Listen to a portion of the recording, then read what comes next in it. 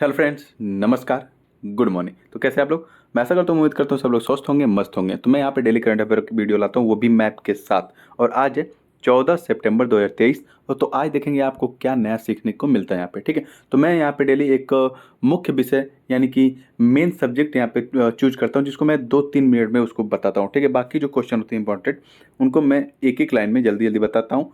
और जो भी इंपॉर्टेंट लोकेशन होती है उसको मैं यहाँ पे दिखाता हूँ, ठीक है। तो देर नहीं करते हुए शुरू करते हैं आज का करंट अफेयर। और उससे पहले मैं आपका स्वागत करता हूँ सीएसके सीएम क्लासेज में। और आज आपका मुख्य विषय है मॉक्सी मिशन, ठीक है। मॉक्सी मिशन और G20 या G21, ठीक है। आपको पता है G20 या G21, ठीक है। तो मंगल पर ऑक्सीजन, मॉक्सी मिशन के तहत मंगल पर ऑक्सीजन क्या क्या है, ये सब इसके बारे में मैं यहाँ पे 2-3 मिनट में चर्चा करूंगा। और आज के जो भी इंपॉर्टेंट करंट अफेयर वो भी आपको यहाँ पे देखने को मिलेगा, ठीक है। चलिए देर नहीं करते हुए शुरू करते हैं आज का पहला प्रश्न। तो पहला प्रश्न है कि मॉक्सी मिशन किसका मिशन है, यानी कि मॉक्सी का अगर फुल फॉर्म आपसे पूछा जाए तो Mars oxygen in situ resource utilisation experiment, ये है मॉक्सी का फुल फॉर्म। तो ये पूछे किसका मिशन है, तो ये रोसकोसमोस नहीं, जाक्सा नहीं, इसरो नहीं, ये है नासा का मिशन, ठीक है। नासा का मिशन है मार्स के लिए, यानी कि मार्स ऑक्सीजन, मार्स पे ऑक्सीजन यानी कि मंगल पे ऑक्सीजन ढूंढने की बात की जा रही है, ठीक है। मंगल पे ऑक्सीजन ढूंढने की बात की जाती है। और कहेंगे ये चर्चा में कैसे था सर जी, क्यों बता रहे हैं इसको? तो मैं इसलिए बता रहा हूँ बच्चा कि नासा के ऑक्सीजन पैदा करने वाले प्रयोग जो मॉक्सी मिशन के नाम से जाना जाता है, इसने मंगल मिशन अपना पूरा कर लिया है, ठीक है। अच्छे तरह से इसके उपकरण काम किए हैं, ओके। और और वहाँ पे जो जिस कार्य के लिए इसको भेजा गया था ना, वो भी अच्छे से यहाँ पे पूरा हो गया है, ठीक है। तो ये है वो रोवर जिसकी तस्वीर यहाँ पे आपको सामने दिख रही है। ये मंगल पे गया था और वहाँ पे अच्छे से काम किया मॉक्सी मिशन के तहत। और वहाँ पे ऑक्सीजन को जनरेट भी किया इसने। ऑक्सीजन को कैसे जनरेट किया, ठीक है, ये भी मैं आपको बताऊंगा। उससे पहले मैं यहाँ पे मंगल यानी कि मार्स की लोकेशन दिखाना चाहूँगा।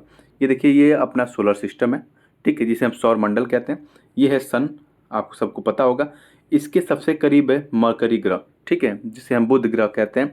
उसके बाद आता है शुक्र ग्रह, ठीक है। उसके बाद आती है पृथ्वी, और यहाँ पे दिखेगा आपको चंद्रमा, ठीक है। और पृथ्वी के बाद आता है मार्स, ये है मंगल, और ये है पृथ्वी। तो पृथ्वी से यहाँ पे भेजा गया था मार्स मिशन, ठीक है। उस मार्स मिशन के तहत ही मॉक्सी मिशन चलाया जा रहा था। अब कहेंगे कि वो मार्स मिशन, उसका नाम क्या था? तो उसका नाम था परसिवरेंस, ठीक है। परसिवरेंस रोवर का नाम आपने सुना होगा। वो मार्स पे गया था और वहाँ पे मॉक्सी मिशन के तहत उसको क्या करना था? ऑक्सीजन जनरेट करना था वहाँ पे, ठीक है। क्या करना था? ऑक्सीजन जनरेट करना था, ओके। ऑक्सीजन जनरेट, आप कहेंगे ऑक्सीजन जनरेट कर क्या करेंगे सर जी? ऑक्सीजन, देखिए, ऑक्सीजन जब जनरेट हो जाएगा ना मंगल पे, ओके, यहाँ पे बात की जा रही है, देखिए, मंगल पे जब ऑक्सीजन जनरेट हो जाएगा तो यहाँ पे ऑक्सीजन जब जनरेट हो जाएगी तो वहाँ पे जब अंतरिक्ष यात्री जाएंगे, ठीक है, अंतरिक्ष यात्री एस्ट्रोनॉट्स वहाँ पे जब जाएंगे, वहाँ पे बस्ती बसाएंगे, तो उनको ऑक्सीजन की जरूरत पड़ेगी कि नहीं पड़ेगी? पौधे जब आप वहाँ पे लगाएंगे तो ऑक्सीजन की जरूरत पड़ेगी कि नहीं पड़ेगी? जानवर जब कोई वहाँ पे भेजा जाएगा तो उसको, जैसे मान लो कुत्ता है, डॉग भेजा जाएगा, तो उसको भी ऑक्सीजन की जरूरत पड़ेगी कि नहीं पड़ेगी? अगर वहाँ से कोई लॉन्चिंग करना है तो क्या लॉन्च करने में ऑक्सीजन की जरूरत नहीं पड़ती है? पड़ती है। तो ऑक्सीजन को ढूंढने में ये मॉक्सी मिशन बहुत ही बेहद अहम रोल अदा किया है। अगर आपसे पूछे मॉक्सी मिशन किसके द्वारा चलाया जा रहा था, तो ये चलाया जा रहा था नासा के द्वारा, ठीक है, नासा के द्वारा। नासा अमेरिका की एक स्पेस एजेंसी है, इस बात को थोड़ा सा ध्यान रखेंगे। चलिए ठीक है, यहाँ तो बात हुई। तो मैं आपको बताता हूँ कुछ और मंगलयान मिशन के जो इससे पहले गए थे। एक था मोम मिशन जो भारत की तरफ से भेजा गया था, जिसका नाम था मार्स ऑर्बिटर मिशन, ठीक है। ये सिर्फ ये मार्स के लैंड पे, मतलब मार्स की सतह पे, वहाँ पे ये लैंड नहीं किया था, सिर्फ ये ऑर्बिट कर रहा था जाके चंद्रमा, सॉरी, मंगल को। ये भारत की तरफ से भेजा गया था। उसके बाद इनसाइट मिशन गया, फिर इंजेनिटी मिशन गया, फिर तियानवेन गया, ठीक है। तियानवेन चाइना का था, इस बात को ध्यान रखेंगे। इंजेनिटी जो करके था एक हेलीकॉप्टर मिशन था, ये नासा का था, ओके। एक इनसाइट करके था, ये भी नासा का था। और ये जो मोम था ये इसरो द्वारा यानी कि भारत द्वारा भेजा गया था। भविष्य में ये देखिए 2023 में, अभी जल्दी आपको अक्टूबर से नवंबर में देखने को मिल जाएगा, साइके करके मिशन एक जाएगा। उसके बाद 2024 में आपको देखने को मिल जाएगा मार्टियन या मार्शियन मून एक्सप्लोरेशन, जो जापान स्पेस एजेंसी द्वारा भेजा जाएगा। उसके बाद 2024 में ही स्कैपेड करके एक मिशन भेजा जाएगा। और मोम 2 यानी कि भारत की तरफ से यानी इसरो द्वारा फिर से एक मार्स ऑर्बिटिंग मिशन भेजा जाएगा, ऑर्बिटर मिशन भेजा जाएगा 2024 में, इस बात को ध्यान रखेंगे। ठीक है, तो मॉक्सी यहाँ पे समझ में आया होगा। मॉक्सी यहाँ पे मैं मुख्य विषय के तहत रखा था, तो मॉक्सी थोड़ा सा यहाँ पे मैं उम्मीद करता हूँ कि समझ में आया होगा आपको। ठीक है, तो चलिए अगले मुख्य विषय की तरफ चलते हैं, जिसका नाम है G20। आपको पता है G20 में एक और, ठीक है, मेंबर जुड़ चुका है, जब अब ये क्या हो गया, G21 हो गया है। ओके, तो मैं यहाँ बताऊंगा कि इस बार जो सम्मेलन हो, शिखर सम्मेलन हो रहा था भारत के नई दिल्ली में, वो कौन से नंबर का था। और यह से पूछे तो ये 18वां शिखर सम्मेलन था G20 का, जो नई दिल्ली में भारत द्वारा अध्यक्षता इसकी की गई है। ठीक है, 2023 में, इस बात को ध्यान रखेंगे। अब पूछेंगे सर जी 2024 में कौन अध्यक्षता करेगा, तो 2024 में अब अध्यक्षता करेगा ब्राजील। ठीक है, 2024 में कौन अध्यक्षता करेगा, ब्राजील। और 2023 में भारत ने अध्यक्षता की है, और इससे पहले 2022 में अगर पूछे अध्यक्षता कौन किया था, तो वो किया था इंडोनेशिया। ठीक है, तो ये देखिए एक तरह से ट्रॉइका बनता है। ट्रॉइका बनता है, ट्रॉइका क्या होता है, देखिए जो प्रीवियस ईयर अध्यक्षता कर चुका है, यानी कि 2022 में किया था इंडोनेशिया, ठीक है, तो यहाँ पर रहेगा। और जो प्रेजेंट टाइम में अध्यक्षता कर रहा है वो यहाँ पर रहेगा, यानी कि भारत 2023 में अध्यक्षता कर रहा है। और जो आने वाले समय यानी कि 2024 में अध्यक्षता करेगा वो यहाँ पर रहेगा, यानी कि ब्राज़ील 2024 में अध्यक्षता करेगा। ये त्रिकोण बन जाएगा, तीन कोना यहाँ पे बन जाएगा, जिसे हम ट्रॉइका कहते हैं। इस बात को थोड़ा सा ध्यान रखेंगे। और आप कहेंगे एक नया मेंबर बना है, एक नया मेंबर कौन बना है, तो अफ्रीकन यूनियन। ठीक है, अफ्रीकन यूनियन यहाँ पे इसको नया मेंबर बनाया गया है, यानी कि ये G20 से G21 हो गया। अब यहाँ पे G21 जब हो गया है, ठीक है, तो मैं आपको थोड़ा सा यहाँ पे दिखाने की कोशिश करूँगा कि कौन से कॉन्टिनेंट यानी कौन से महाद्वीप में कौन सा देश है। यानी कि G20 के सदस्य देशों को आपको जानना बेहद इंपॉर्टेंट है, क्योंकि इसमें बहुत ही अच्छा इवेंट हुआ है। इवेंट कहने का मतलब ये हुआ है कि इसमें अभी एक नया मेंबर जुड़ गया है, और ऊपर से ये भारत ने इसकी अध्यक्षता की है 2023 में। तो आपको पता होना चाहिए कि कौन से कॉन्टिनेंट से कौन सा देश शामिल है।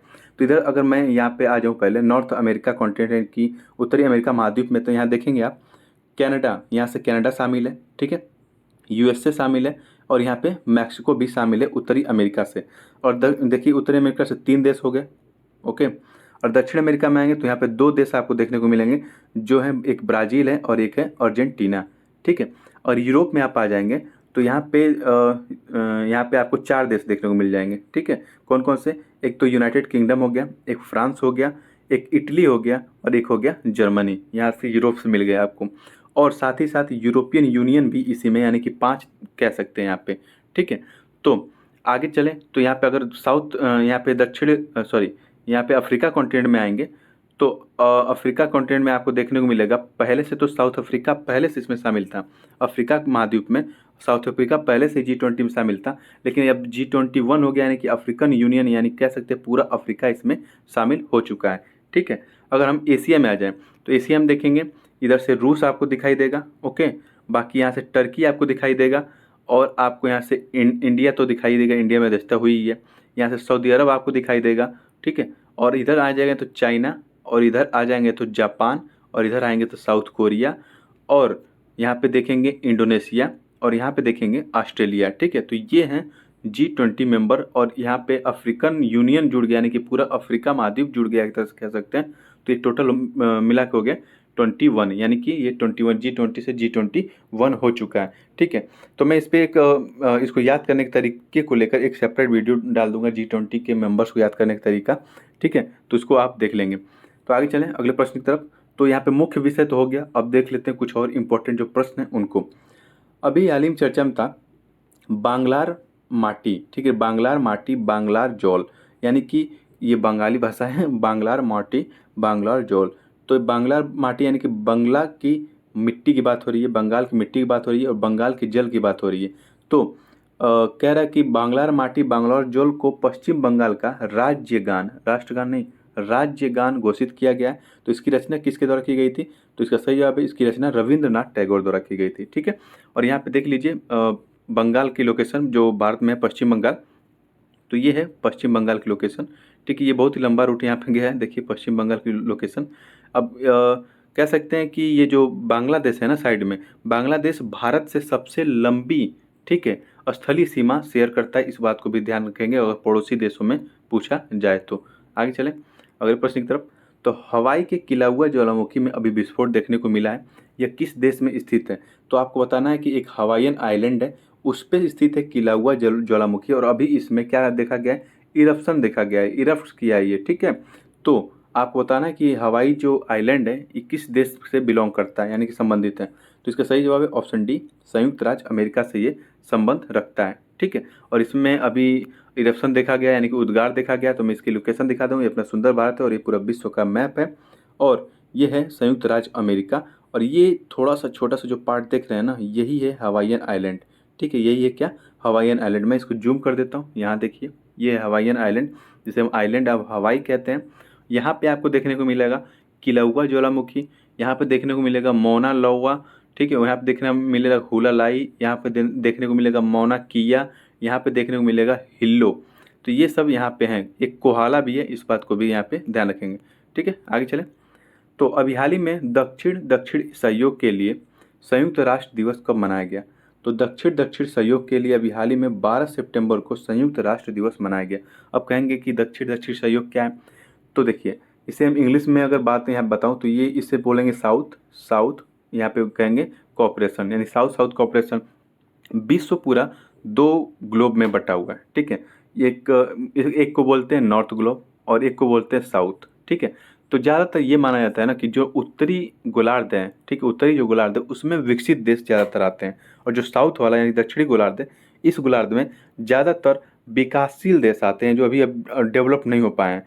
तो ये लोग तो उत्तरी गोलार्ध वाले ज़्यादा इनकी मदद करते नहीं हैं, तो ये लोग सोचे कि हम ही लोग दक्षिण में स्थित हैं, तो हम ही लोग दक्षिण दक्षिण के लोग मिल के क्या करेंगे, आपसी सहयोग करेंगे और अपने अर्थव्यवस्था को खुद ही डेवलप करेंगे। तो ये उनसे बना था दक्षिण दक्षिण सहयोग। ठीक है, जिसे हम साउथ साउथ कॉपरेशन बोल सकते हैं। तो संयुक्त राष्ट्र दिवस कब मनाया गया साउथ साउथ कॉपरेशन का? तो इसका सही जवाब है 12 सितंबर को। ओके, आगे चलें। तो जर्मनी ने किस देश को हराकर पहली बार फीबा वर्ल्ड कप 2023 को जीता है? ठीक है, तो इसका सही जवाब है सर्बिया को। ध्यान रखेंगे, सर्बिया को जर्मनी ने हराकर देश पहली बार फीबा वर्ल्ड कप जीता है। तो अब फीबा को फीफा से कंफ्यूज ना करिएगा। ये जो फीबा वर्ल्ड कप है ये बास्केटबॉल से संबंधित है, और जो फीफा वर्ल्ड कप है वो फुटबॉल से संबंधित है। ठीक है, तो दोनों अलग हैं, इस बात को ध्यान रखेंगे। तो यहाँ पे सही जवाब था सर्बिया को हरा के जर्मनी ने ये पहली बार इस चैंपियनशिप को जीता है।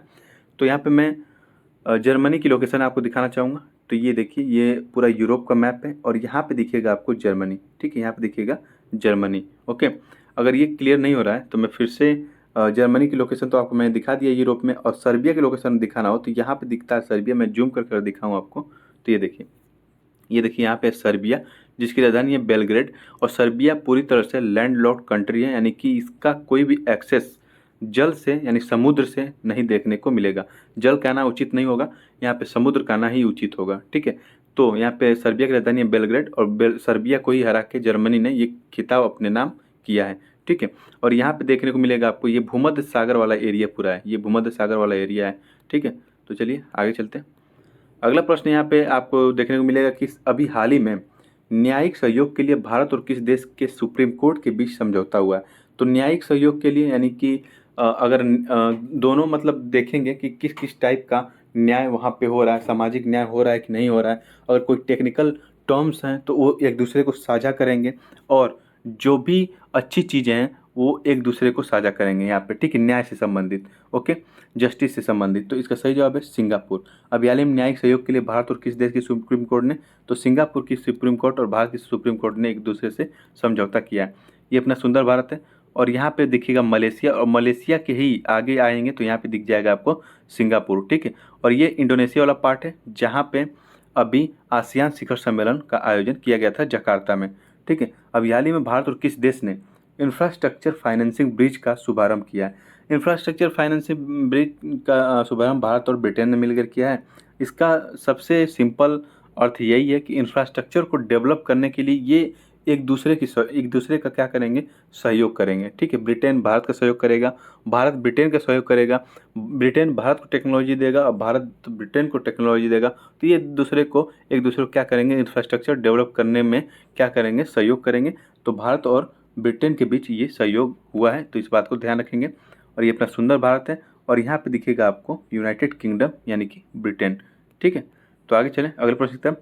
अभी हाल ही में किस राज्य सरकार द्वारा मॉब लिंचिंग मुआवजा पीड़ित योजना लॉन्च की गई है? तो अब कहेंगे सर जी मॉब लिंचिंग क्या होता है? मॉब लिंचिंग तो मैं आपको बता दूं, कहीं आप देखे होंगे कि भीड़ द्वारा, ठीक है, भीड़ द्वारा शोर मचा के जो कोई अगर अपराधी नहीं भी है ना, तो उसे अपराधी घोषित करके उसकी पीट पीट कर हत्या कर दी जाती है, ठीक है। उसे कहते हैं मॉब लिंचिंग, यानी कि कह सकते हैं उसमें निर्दोष भी मारे जाते हैं, और मान लीजिए अगर कोई गुनाह किया वो मारा गया तो ठीक है, लेकिन निर्दोष भी मारे जाते हैं, ऑन द स्पॉट मारे जाते हैं, ऑन द स्पॉट उनको सजा दे दी जाती है पब्लिक द्वारा, ठीक है।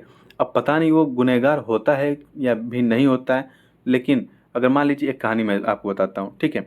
एक कहानी ये है कि आप जहाँ पे गांव में या शहर में कहीं भी रह रहे हैं, तो आपके यहाँ आसपास ये घटना देखी जा रही है, कई दिनों से इरेगुलरली कह सकते हैं, या कुछ दिनों के अंतर के बाद ये घटना देखी जा रही है कि बच्चे गायब हो रहे हैं वहाँ से, ठीक है। तो ये आपको पता चला कि ये बच्चे 11 से 12 बजे रात के बीच में गायब हो रहे हैं, और एक व्यक्ति कुछ लोगों के 2-3 लोग आते हैं ऐसे, मान लीजिए कूड़ा बीनने के बहाने, और वो बच्चों को उठा ले जाते हैं। चलिए ठीक है, आपको पता चल गया कि 11 से 12 के बीच में वो लोग आते हैं रात में। मान लीजिए अचानक, ठीक है, वो व्यक्ति आ जाता है कूड़ा बीनने वाला, जो चोर नहीं है, ठीक है। लेकिन आप क्या करेंगे, पब्लिक क्या करेगी, जनता क्या करेगी, उसको चोर समझ के पीट देगी, मार देगी बढ़िया से, और उसकी मृत्यु हो जाएगी वहीं पे, बिना सोचे समझे कि ये चोर है कि नहीं है, ये दोषी है कि नहीं है। वहाँ पे उसकी पीट पीट कर हत्या कर दी जाती है। उसी उसी को ही मॉब लिंचिंग कहा जाता है, ठीक है। और इसमें अगर कोई निर्दोष व्यक्ति शिकार हो जाता है तो उसके मुआवजे के लिए अभी मध्य प्रदेश सरकार क्या की है, एक योजना लॉन्च की है, तो यही इस प्रश्न में कहा जा रहा है, ठीक है। तो चलिए आगे चलते हैं अगले प्रश्न की तरफ। उससे पहले मैं यहाँ पे मध्य प्रदेश की लोकेशन आपको दिखा दे रहा हूँ। ये है मध्य प्रदेश जिसकी राजधानी है भोपाल, ठीक है। अगला प्रश्न है कि अभी हाल ही में वनडे क्रिकेट मैच में, ठीक है, वनडे क्रिकेट मैच में सबसे तेज 13,000 रन पूरा करने वाले पहले खिलाड़ी कौन बन गए? तो इसका सही जवाब है विराट कोहली, ठीक है। विराट कोहली 13,000 रन पूरा करने वाले सबसे तेज, मतलब सबसे तेज 13,000 रन पूरा करने वाले पहले खिलाड़ी बने हैं विराट कोहली, और यह इनकी तस्वीर, आप इनको जरूर जानते होंगे, ठीक है। तो फिलहाल आज करंट अफेयर में इतना ही। वीडियो कैसी लगी आपको कमेंट बॉक्स में लिख के जरूर बताएं। अगर आप कुछ सुधार चाहना चाहते हैं तो भी बताएं, मैं कुछ ना कुछ नया इसमें ऐड करने की कोशिश करता हूं, और आजकल तो मैं मुख्य विषय भी बताता हूं, ठीक है। तो चलिए, थैंक यू, जय हिंद, मिलते हैं कल की क्लास में, ओके।